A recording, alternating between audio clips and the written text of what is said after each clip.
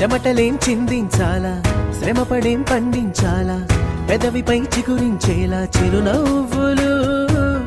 కండలను కరిగించాలా, కొండలను కదిలించాలా, చచ్చి చెడి సాధించాలా సుఖశాంతులు.